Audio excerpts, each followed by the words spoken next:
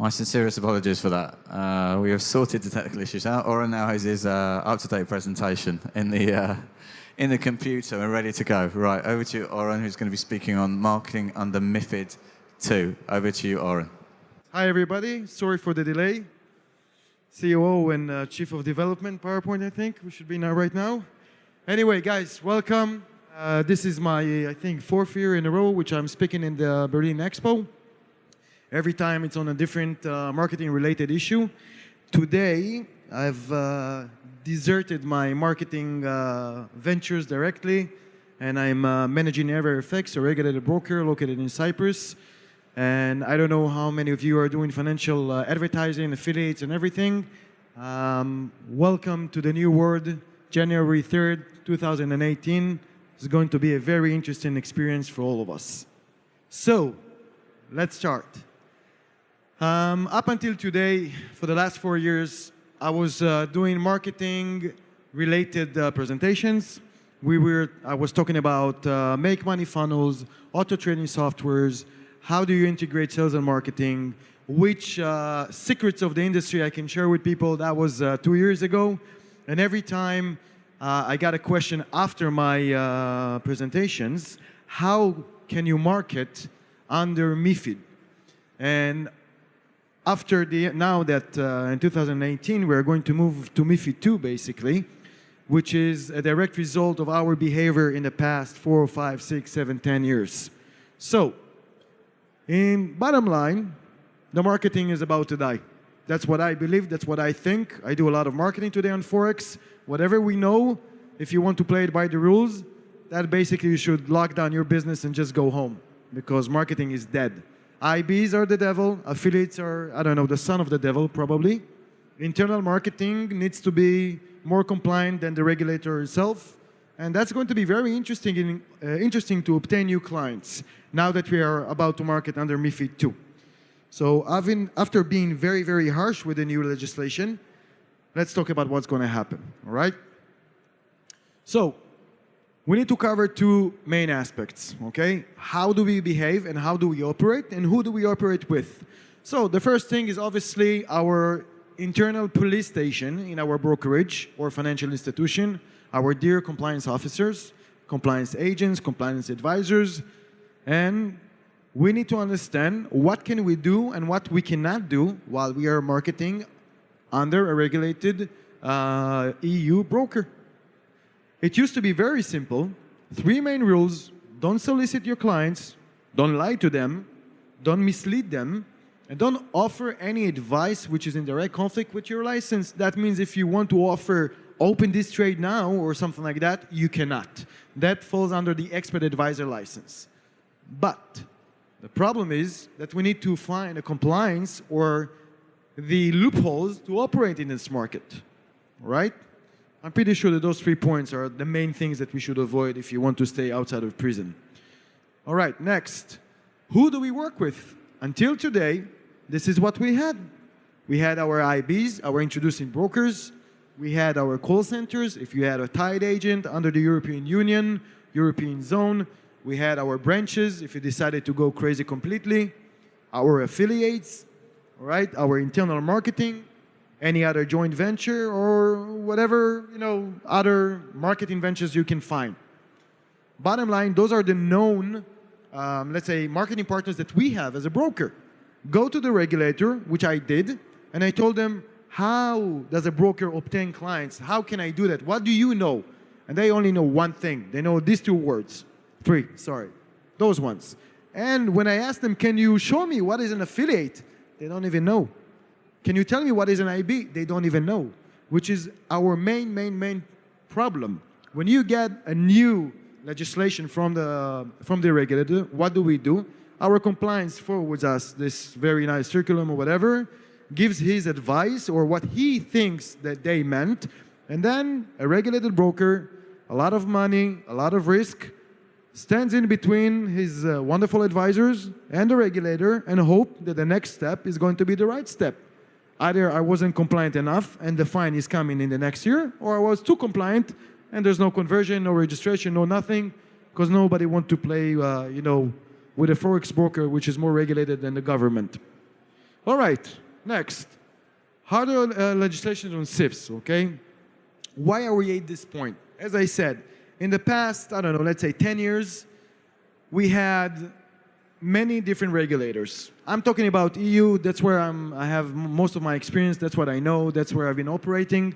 So, listen, we've done a lot of bad stuff. I'm saying us, the industry. Maybe none of us, but you know what I mean. We allowed unregulated brokers to operate. We allowed marketing-related campaigns, marketing-related funnels. We've done a lot of bad stuff. Why? Because first of all, we didn't know better. We just wanted to make money. We just wanted to increase our acquisition. We just wanted to increase our P&L. We just wanted our business to grow, naturally.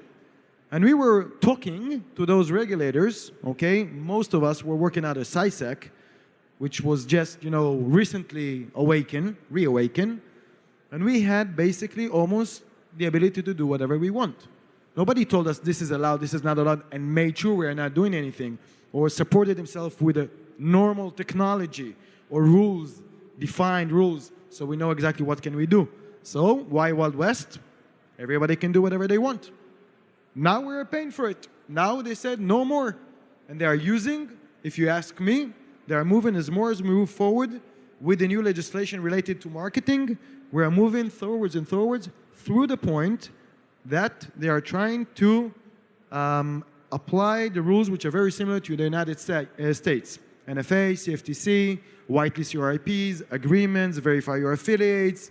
You can only have one point of registration, timestamp, registration stamp. There is a limit. Because our clientele is not the most, no offense, most of them are not that experienced or trading savvy. All right. What happened? So, a lot of people, a lot of brokers, like in the binary options, like now in the crypto zoo, no offense, you see that there's a lot of, there's a high demand, the trend is crazy, everybody is all about, do you have cryptocurrency on your platform? Yeah, do you support it? No. That's my answer, no, and I will never do it.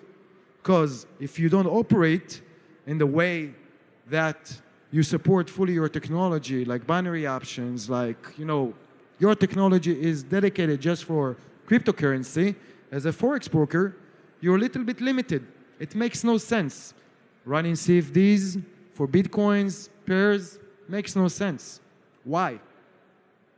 Ask many brokers, how much money are they making from cryptocurrency on the Forex brokers? Most of them are losing. Have you seen the prices yesterday on Bitcoin? Like this. For a broker, if you don't cover, if you don't run a good A-book, and by the way, by the legislation, we have limits on our A-book for cryptocurrency, so that's not really worth it, if you ask me. Anyway, once we had a lot of people coming into our industry, now what we have is a lot of marketing demand. The competition is crazy.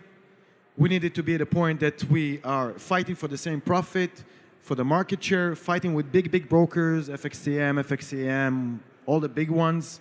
And then we wanted to obtain new clients, we want to be at the right place, and we started pushing the limits of the regulatory requirements. All right. Broker actions led to the next thing. Since we misbehaved with our clients, the result was very obvious. When people are being scammed, fraud, or misled, solicited, even playing with the spreads, sometimes it's not even your fault. Okay? You can lose client just because your liquidity provider changed the commissions on his A-book.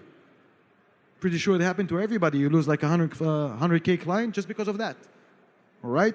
So what I'm trying to say is the direct result is that there's a lot of new rules that we need to implement in our brokerage. This legislation, okay, they are not clear enough, as I mentioned at the beginning. And we started misunderstanding the legislations and misbehaving with those legislations. But the fact is that this is a direct result of a, let's say, a panicked a panicked regulator. And even worse, now we have ESMA playing along with everybody. The FCA is going crazy. Here the local regulator is going crazy. And they have all the rights. You have complaints like crazy. You have Times of Israel complaining about binary options and everything. It's like Wild West again. So the direct result is that we have a regulator that needs to be very strict. And it's really hard to impose specific rules on us. Very hard. I'm talking about the brokers, of course. All right. After the very dark, let's say, intro, what are we about to face with MIFID 2? What's going to happen? Bottom line, the first thing is that we need to understand if we can identify the problem.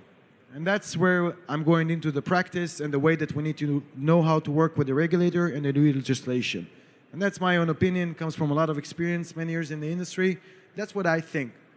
The first problem is that we need to identify the problem. Okay, the regulators, they need to identify the problem. What is the problem? Okay, and if you can identify the problem, okay, what can we do with it? Do you have solutions? Can you fight it? What can you do? Since we know that the regulators are always all about no, no, no, no, no, no, no, we need to start be at a situation, okay, that we are being proactive with the regulator itself. Because we need to ask them to find solutions for us to operate and to survive. So as I mentioned at the beginning, all right, the current situation or the way that I believe it's going through, okay, I hope I'm not predicting the future here, but as I said, it looks like they're going to go to have a very similar legislations and set of rules similar to the US legislation and regulation, approving all creatives. That's something we've done for a very long time. Approving IBs and affiliates. I don't know if any one of you are working with affiliates. Most of them, it's like try and get a passport copy from them. Good luck. It's not going to be easy. IBs, that's been a very long practice. All of us have been doing this for a very long time. It's very important because they deal directly with the clients. And agreements, you know, and the contracts. And the most important thing is, as far as I know, the full liability is on us from now on. From January 3rd, 2018, we have full liability as a broker. That's it, we're done. If one client says that your IB, which you verified, you signed an agreement, you checked all of his compliance, creatives, whatever, you did everything you needed to do. You even built a website for him in order to make sure he's not going to, excuse my English, but you know what, and like really give it to you hard, because you did everything, you took another extra mile.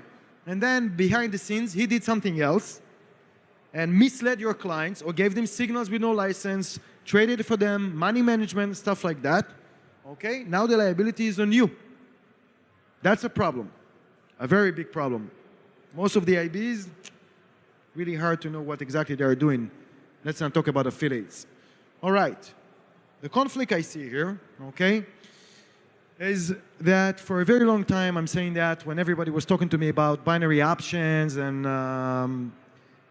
the regulators are trying to stop it and how can they fight something like this? My apologies.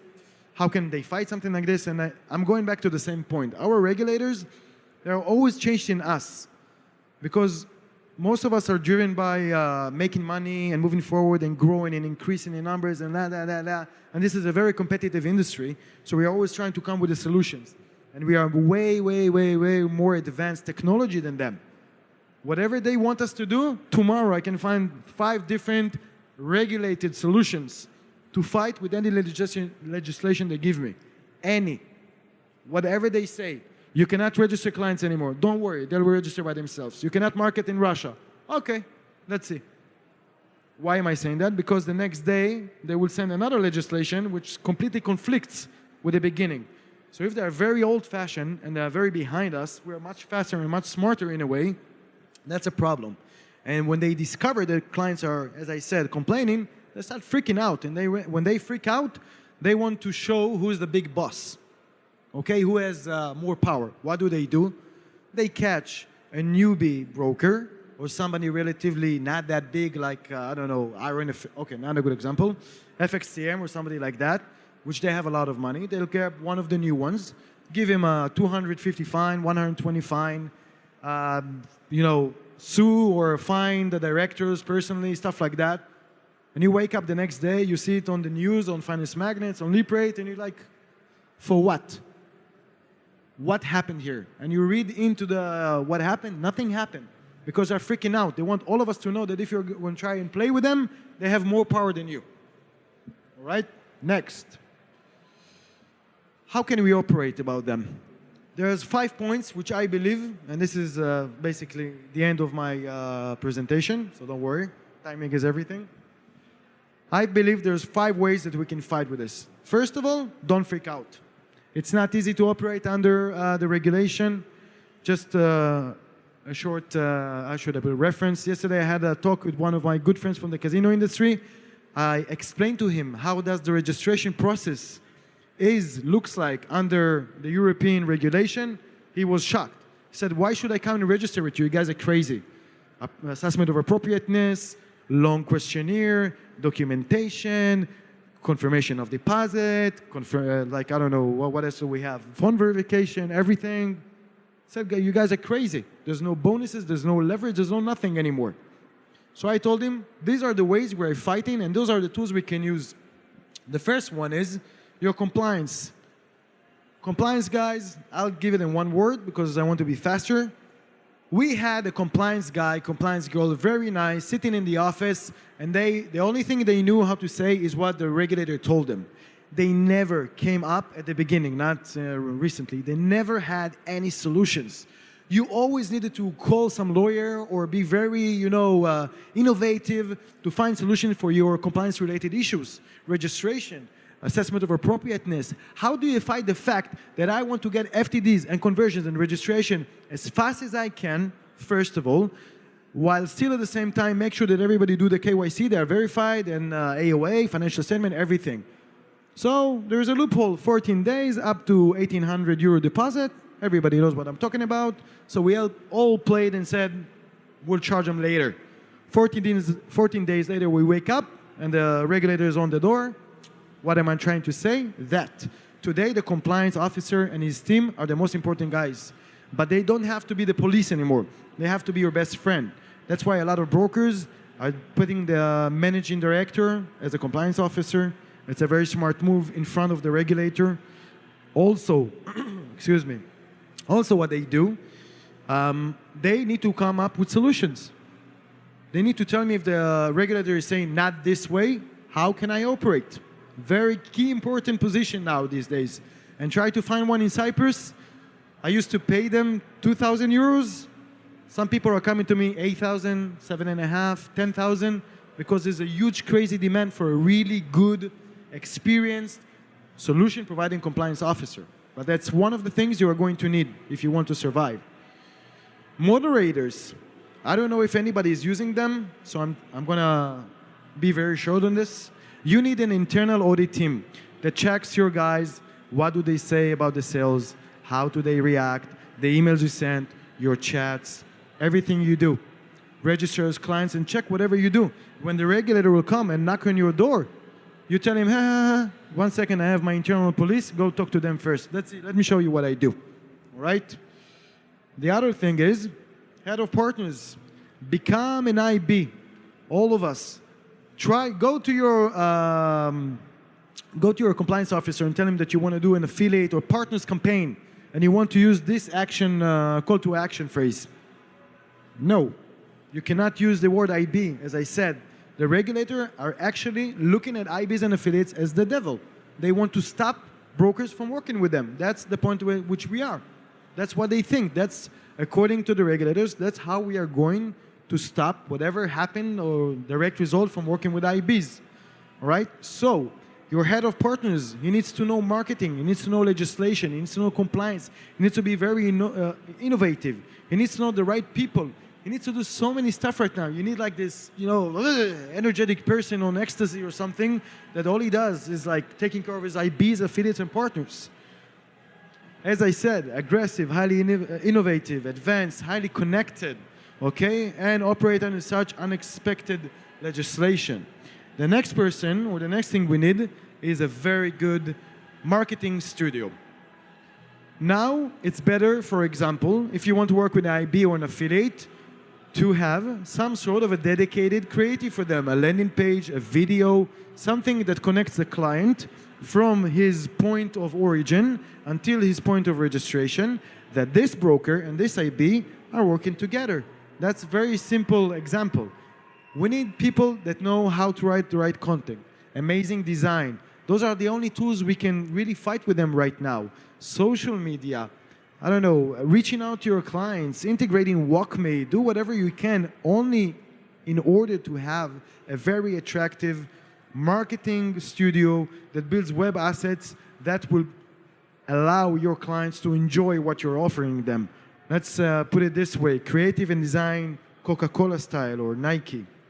The last thing, and this is my conclusion, we need to start being very proactive with the regulation. If you are not, just hire somebody that looks good, knows this industry, knows how to talk with the regulators, and send him every day to FCA, I don't know, CIFs, ESMA, whomever you're working underneath, like KNF or whatever, and start being very proactive with them.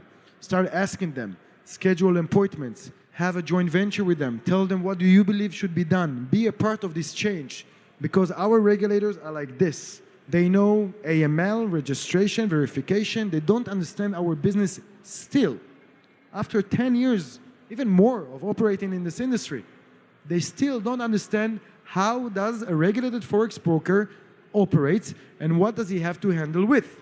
There's still a huge environment of unregulated brokers which are making our life much harder. So be proactive with the regulator. It's my biggest recommendation. Now is the time to be a part of the change, help them make the change, help them modify, and take advantage of that. Last advice, I will leave it as is. That's my final slide. I hope you enjoyed my short presentation with delay, technology delay. Guys, good luck in 2018. It's going to be very interesting marketing as a Forex broker. And just be careful and have fun. That's it. Thanks, Oren. Fantastic. Do we have any questions from the audience for Oren? As we've kind of run over, I think we have to call things to a close. But I'm sure if Oren's got any questions for Oren and want to follow up with him, he'll hang around for a few minutes, won't you? So, all right. Thanks very much. Thank you. Thank you very much, guys. See you next year.